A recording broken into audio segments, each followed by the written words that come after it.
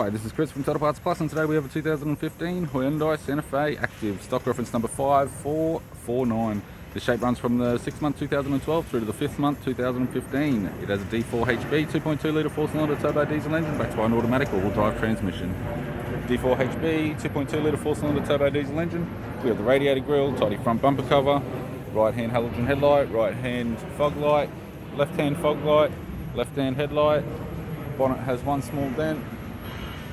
Left power door mirror, left front 17-inch factory alloy mag with a good tyre, left front door has no damage, left rear door has one small dent, left rear 17-inch factory alloy mag with a good tyre, left tail light, left tailgate garnish, tailgate appears to have no damage, right hand tailgate garnish, right hand tail light, right rear 17-inch factory alloy mag with a good tyre, right rear door has no damage, right power door mirror, and right guard has one dent on the lower side, and a right hand front 17-inch factory alloy mag with a good tyre.